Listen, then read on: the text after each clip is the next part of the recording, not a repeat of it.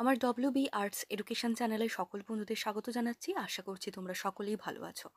আজকে চতুর্থ শ্রেণীর বাংলা বই থেকে আমরা নরহরি দাস নামে যে গল্পটা আছে উপেন্দ্র কিশোর রায়চৌধুরীর লেখা, সেই গল্পটার হাতে কলমের যত প্রশ্ন আছে সেগুলোর উত্তর নিয়ে কিন্তু আলোচনা করব। এর আগের যে চ্যাপ্টার ছিল তার উত্তর দেখার জন্য অবশ্যই চ্যানেলের যে ডেসক্রিপশন বক্স সেটা চেক করে নেবে, সেখানে আমি লিংক দিয়ে দেবো, সেখান থেকে গিয়ে দেখে নিতে পারবে। তাহলে চলো শুরু করছি আজকের আলোচনা পর্ব। দেখো, এখানে হাতে কলমের প্রথমেই কিন্তু উপেন্দ্র কিশোর রায়চৌধুরীর জীবনী সংক্ষেপে দেওয়া রয়েছে এবং সেখান থেকে তোমাদের দুটো প্রশ্ন করা হয়েছে, সেগুলোর উত্তর তোমাদের দিতে হবে। দেখো, 1 নম্বর প্রশ্ন, উপেন্দ্র কিশোর রায়চৌধুরীর লেখা তোমার প্রিয় একটি বইয়ের নাম লেখো। তো এখানে অনেকগুলো বইয়ের নাম দেওয়া আছে, আশা করি তাদের মধ্যে একটা না একটা বই তোমরা পড়েছো।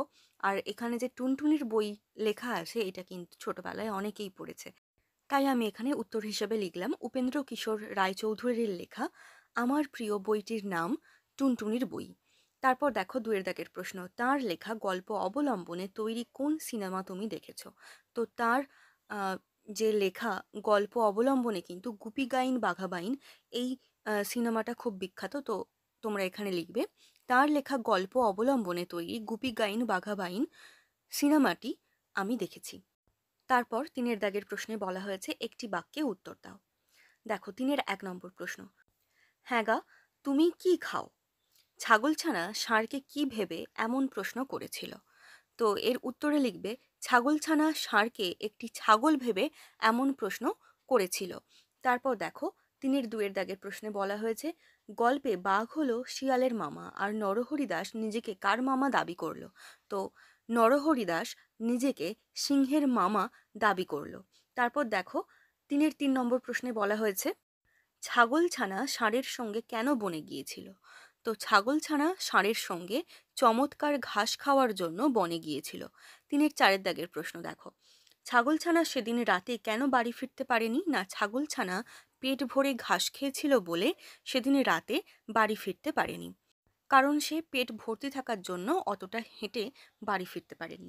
যাই হোক, এইটা লেখার দরকার নেই, আমি যতটুকু লিখে দেখালাম সেটাই লিখে দেবে। তারপরের প্রশ্নে চলে যাব। তারপর 5 দাগের প্রশ্নে বলা হয়েছে অন্ধকারে শিয়াল ছাগলছানাকে কি মনে করেছিল? তো অন্ধকারে শিয়াল ছাগলছানাকে রাক্ষস টাক্ষস হবে বলে মনে করেছিল। 6 দাগের প্রশ্ন দেখো, বাঘ শিয়ালকে ফিরতে দেখে আশ্চর্য হয়ে গিয়েছিল কেন? না, শিয়ালকে এক্ষুনি গিয়ে আবার সঙ্গে সঙ্গে ফিরে আসতে দেখে বাঘ আশ্চর্য হয়ে গিয়েছিল। 7 দাগের প্রশ্ন, শিয়াল কোন শর্তে বাঘের সঙ্গে ফিরতে চেয়েছিল? তো বাঘের লেজের সঙ্গে নিজের অর্থাৎ শেয়ালের লেজ বাঁধার শর্তে শিয়াল বাঘের সঙ্গে ফিরতে চেয়েছিল। তারপর দেখো, 8 দাগের প্রশ্নে বলা হয়েছে ছাগলের বুদ্ধির কাছে বাঘ কিভাবে হার মানল? দেখো, এখানে কিন্তু তোমাদের আগে বলে দেওয়া হয়েছে যে একটি বাক্যে উত্তর দাও। তো এই ক্ষেত্রে যে এই প্রশ্নটা করা হয়েছে এই ক্ষেত্রে কিন্তু এক লাইনে উত্তর দেওয়াটা খুব একটা সম্ভব নয়।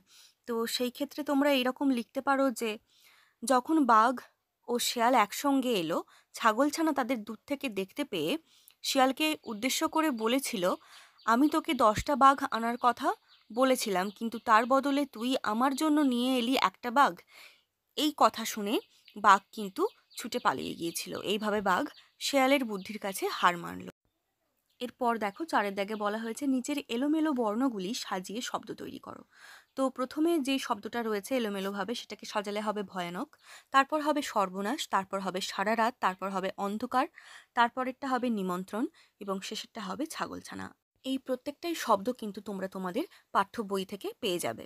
এরপর আমরা 5 দাগের প্রশ্ন দেখে নেব। সেখানে বলা হয়েছে নিজের ভাষায় বাক্য সম্পূর্ণ করো। তো 1 দাগে বলা হয়েছে যেখানে মাঠের পাশে বন আছে। তো এই ক্ষেত্রে আমরা শূন্যস্থানে লিখতে পারি সেইখানে পাহাড়ের একটা গর্তের ভিতরে একটা ছাগলছানা থাকতো। তারপর দেখো, 5-2 দাগে বলা হয়েছে সেই বনের ভিতরে তোমরা শূন্যস্থানে লিখবে খুব চমৎকার ঘাস ছিল। 5-3 দাগে বলা হয়েছে ছাগলছানাটা, তো এই ক্ষেত্রে শূন্যস্থানে লিখবে ভারী বুদ্ধিমান ছিল। 5-4 দাগে বলা হয়েছে বাঘ শিয়ালকে, শূন্যস্থানে লিখবে নিজের লেজের সঙ্গে বাঁধল। 5-5 নম্বরে বলা হয়েছে বাঘ ভাবে, তো শূন্যস্থানে তোমরা লিখবে শিয়াল তাকে ফাঁকি দিয়ে নরহরি দাসকে খেতে দেওয়ার জন্য এনেছে। এরপর 6-দাগে বলা হয়েছে একই অর্থের শব্দ পাশের শব্দ ঝুড়ি থেকে খুঁজে নিয়ে পাশাপাশি লেখো। অর্থাৎ তোমাদের সমার্থক শব্দগুলো কিন্তু শব্দ ঝুড়িতে দেওয়া আছে, সেখান থেকে তোমাদের বেছে নিয়ে বসাতে হবে। তো বন থেকে হবে কি? জঙ্গল। ছাগল থেকে হবে অজ। আশ্চর্য থেকে হবে অবাক। সাজা থেকে হবে শাস্তি এবং তৃণ থেকে হবে ঘাস। তারপর দেখো ৭-এর দাগে বলা হয়েছে বর্ণ বিশ্লেষণ করে নিচের ফাঁকা ঘরগুলি ভর্তি করো। তো এখানে তোমরা বর্ণ বিশ্লেষণ তো এর আগেও করেছো। এখানে দেখো তোমাদের দেওয়া আছে পাহাড়। তো এখানে যেগুলো দেওয়া আছে তারপরে যে শেষে দুটো শূন্যস্থান দেওয়া আছে সেখানে হবে আ যুক্ত ডয় শূন্য রয়ে হসন্ত। তারপর দেখো দেওয়া আছে মস্ত। তো মস্তর ক্ষেত্রে শূন্যস্থানের প্রথম যে শূন্যস্থান সেখানে বসবে ম, তারপরে শূন্যস্থানে বসবে তয়ে হসন্ত। তারপর দেখো সন্ধে, এখানে প্রথম যে শূন্যস্থান আছে সেখানে বসবে ধয়ে হসন্ত এবং শেষে হবে এ। তারপর রয়েছে অন্ধকার, এখানে প্রথম শূন্যস্থানে বসবে ধয়ে হসন্ত, তারপরে দ্বিতীয় শূন্যস্থানে বসবে আ এবং তৃতীয় শূন্যস্থানে বসবে রয়ে হসন্ত, বয় শূন্য রয়ে হসন্ত। তারপর দেওয়া আছে ৫০। তো এখানে প্রথম শূন্যস্থানে বসবে পয়ে হসন্ত এবং দ্বিতীয় শূন্যস্থানে বসবে দন্তের নয়ে হসন্ত। তারপর রয়েছে আস্পর্ধা, এখানে তোমার প্রথম শূন্যস্থানে বসবে দন্তেশয়ে হসন্ত, তারপর দ্বিতীয় শূন্যস্থানে বসবে অ, আর তৃতীয় শূন্যস্থানে অর্থাৎ শেষ শূন্যস্থানে বসবে বয় শূন্য রয়ে হসন্ত। তারপরে দেখো দেওয়া আছে ব্যস্ত। তো এই ক্ষেত্রে প্রথম শূন্যস্থানে বসবে বয়ে হসন্ত, দ্বিতীয় শূন্যস্থানে বসবে অন্তস্থ জয়ে হসন্ত। তারপর দেখো রয়েছে নিঃশ্বাস। তো এই ক্ষেত্রে প্রথম শূন্যস্থানে বসবে তালবস্যয়ে হসন্ত, দ্বিতীয় শূন্যস্থানে বসবে বয়ে হসন্ত এবং তৃতীয় শূন্যস্থানে বসবে আ। এবার দেখো তোমরা যদি পুরোটা প্রশ্নের উত্তরগুলো দেখো তাহলে দেখবে সবগুলোই কিন্তু ঠিকঠাকভাবে এখানে বর্ণ বিশ্লেষণ করে দেওয়া হয়েছে। এরপর আমরা চলে যাব ৮-এর দাগের প্রশ্নে। এখানে বলা হয়েছে নিচের কথাগুলির মধ্যে কোনটি বাক্য আর কোনটি বাক্য নয় চিহ্নিত করো। তো কিভাবে চিহ্নিত করতে হবে? না, যেটা বাক্য সেখানে টিক চিহ্ন দিতে হবে, আর যেটা বাক্য নয় সেটার পাশে কাটা চিহ্ন দিতে হবে এবং সেগুলোকে শুদ্ধ করে লিখতে হবে। দেখো এক্ষেত্রে প্রথম যে লাইনটা আছে সেটা হলো মাঠের পাশেই বন। তো এইখানে তোমরা টিক চিহ্ন দেবে কারণ এটা একটা পূর্ণ বাক্য এবং এখানে দেখো শুদ্ধ করে লিখে দেওয়ার পর এখানে কিন্তু তোমরা পাশে পূর্ণচ্ছেদ বসাবে। তারপর বলা হয়েছে তাও কি হয়, এটা কিন্তু বাক্য, এখানে একটা শুদ্ধ করার জন্য জিজ্ঞাসার চিহ্ন দিতে হবে। তারপর বলা হয়েছে নরহরি দাস এসে, এটার পাশে কিন্তু তোমরা কাটা চিহ্ন দেবে, তার কারণ এটা কিন্তু পূর্ণ বাক্য নয়। তো এইটাকে সম্পূর্ণ করে বা শুদ্ধ করে লিখতে গেলে তোমাদের কি লিখতে হবে? না, নরহরি দাস এসে বলে ৫০ বাঘে মোর এক এক গ্রাস। তারপর দেখো বলা হয়েছে আমি সেখানে গেলে, এই ক্ষেত্রেও কিন্তু তোমাদের পাশে কাটা চিহ্ন দিতে হবে কারণ এটা বাক্য নয়, এটাকে শুদ্ধ করে লিখলে হবে আমি সেখানে গেলে যদি সেটা হাঁ করে আমাদের খেতে আসে তাহলে তুমি তো দুলাফেই পালাবে, এটা লিখতে হবে। তারপরে দেখো শেষের যে বাক্য সেটা বলা হয়েছে ছাগলছানা বাড়ি ফিরে এলো, এই ক্ষেত্রে কিন্তু তোমরা পাশে টিক চিহ্ন দেবে কারণ এটা একটা বাক্য, এখানে শুদ্ধ করে লিখলে হবে পুরো বাক্যটা লিখে শেষে একটা পূর্ণচ্ছেদ দিয়ে দেবে, তাহলে কিন্তু তোমাদের এটা শুদ্ধ হয়ে যাবে। তারপর দেখো ৯-এর দাগে বলা হয়েছে এলোমেলো শব্দগুলিকে পাশাপাশি সাজিয়ে বাক্য তৈরি করো। তাহলে এখানে ৯-এর ১-এর দাগে যে লাইনটা দেওয়া আছে সেটাকে সাজালে হবে গর্তের ভিতরে একটা ছাগলছানা থাকতো। ৯-এর ২-এর দাগের উত্তর হবে তোকে দিলুম ১০ বাঘের কড়ি। তারপর ৯-এর ৩-এর দাগে হবে সেই রাগ আর কিছুতেই গেল না। ৯-এর ৪-এর দাগে হবে তাহলে তুমি তো ২ লাফেই পালাবে। আর ৯-এর ৫-এর দাগে হবে এমনি করে সারা রাত ছুটোছুটি করে সারা হলো। এই ক্ষেত্রে তোমাদের আর একটা কথা আমি বলে রাখি, দেখো এখানে কিন্তু হলোর বদলে এলো দেওয়া আছে। সেই ক্ষেত্রে তোমরা যদি বইটা ঠিকভাবে দেখো সেখানে দেখবে এই যে বাক্যটা যেখানে আছে এই বাক্যটাতে কিন্তু এলো নেই, হলোটাই হবে। ঠিক আছে, তাহলে এটা ঠিক করে নেবে। এখানে ১০-এর দাগের প্রশ্নে বলা হয়েছে বাক্য রচনা করো। এখানে প্রথম যে শব্দ দেওয়া আছে সেটা হলো মস্ত। সেক্ষেত্রে তোমরা লিখতে পারো মস্ত বড় হাতি দেখে আমি যেন মন্ত্রমুগ্ধ হয়ে গেলাম। এরপর রয়েছে জন্তু, জন্তু থেকে লেখা যেতে পারে জঙ্গলে অনেক হিংস্র জন্তু থাকে। তারপর রয়েছে চমৎকার, দেখো সেই ক্ষেত্রে লিখতে পারো ছাগলছানা বনে চমৎকার ঘাস খেলো। তারপর রয়েছে বুদ্ধিমান, বুদ্ধিমান থেকে তোমরা এটা লিখতে পারো নরহরি দাস ছিল বুদ্ধিমান।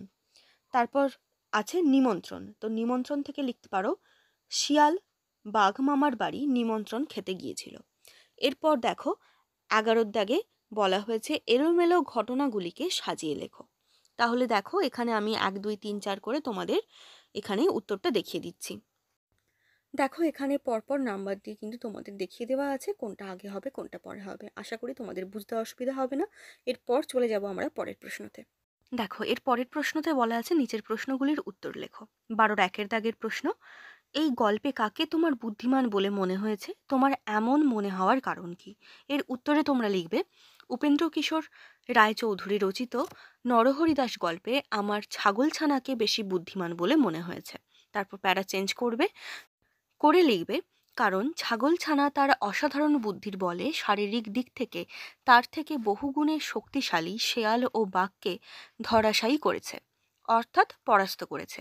এবং ছাগলছানার দূর হতভাগা, তোকে দিলুম 10 বাঘের করি, 1 বাঘ নিয়ে এলি লেজে দিয়ে দড়ি। এ কথা শুনে বাঘের মতো হিংস্র জন্তুও ছুট দিয়েছে প্রাণ বাঁচাতে। ছাগলছানা নিজ বুদ্ধি বলেই নিজের প্রাণ বাঁচাতে সক্ষম হয়েছে। তো এই ছিল কারণ। এর পরের প্রশ্ন দেখে নেব। দেখো 12 2 দাগের প্রশ্নে বলা হয়েছে, বুদ্ধি যার বল তার।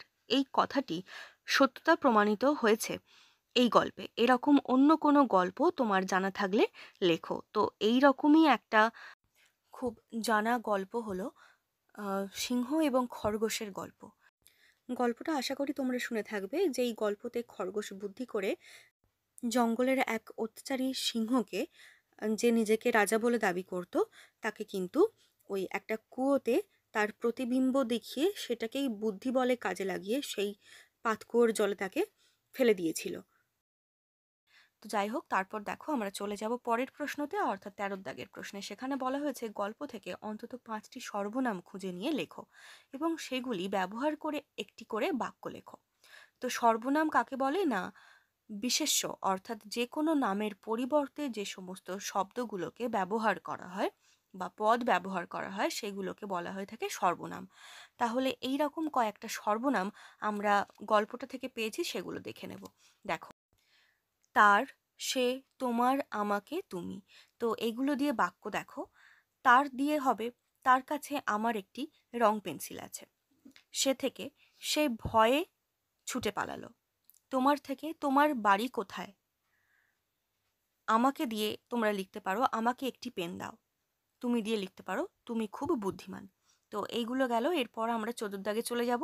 দেখো এখানে বলা হয়েছে কারণ কি লেখো, অর্থাৎ যে সমস্ত এখানে বাক্যগুলো দেওয়া আছে সেগুলোর কি কারণ সেগুলো তোমাদের এখানে লিখতে হবে। দেখো 14 1 দাগে বলা হয়েছে, ছাগলছানা গর্তের বাইরে যেতে পেত না। তার কারণ কি? কারণ সে তখনও বড় হয়নি।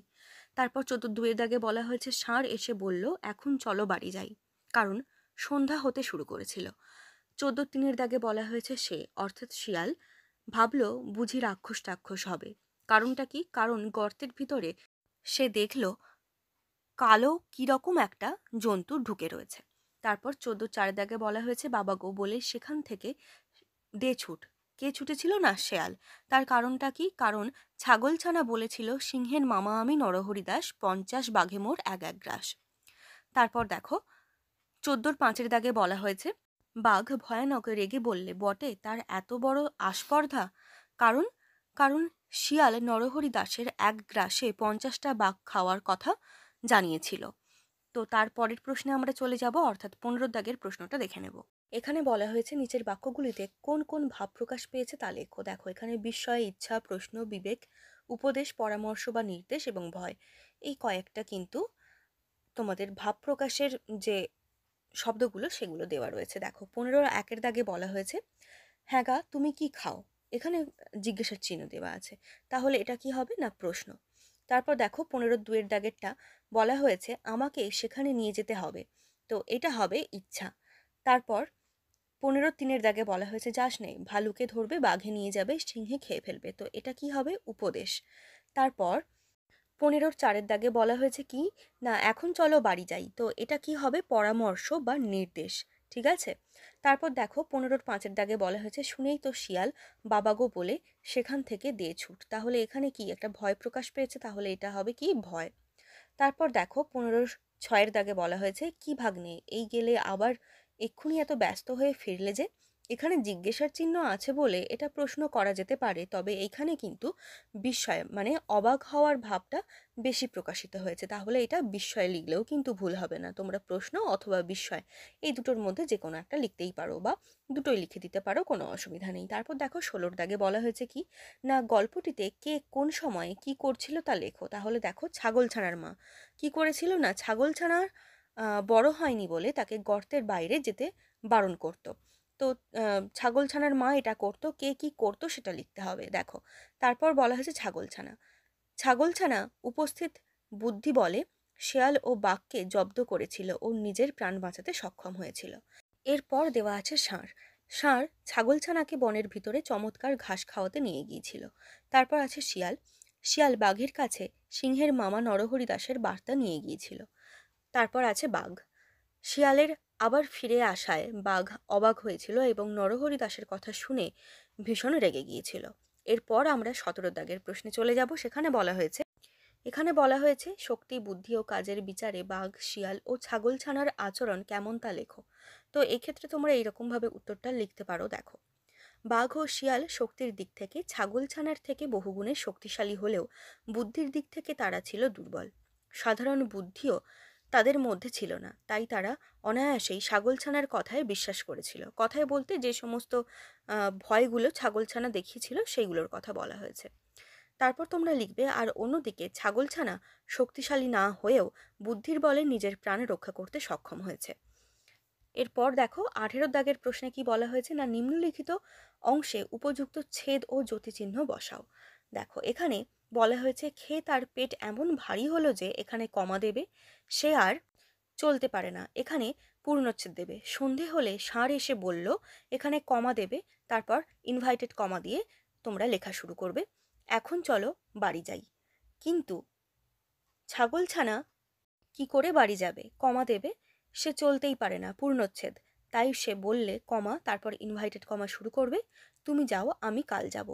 এখানে ইনভাইটেড কমা শেষ করবে এবং পূর্ণচ্ছেদ দেবে।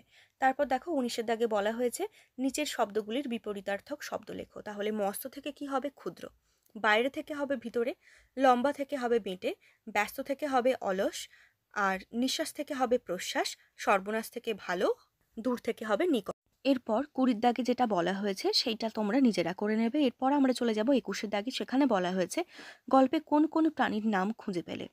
এখানে গল্পে আমরা ছাগল, ষাঁড়, শেয়াল এবং বাঘের কথা কিন্তু পেয়েছি।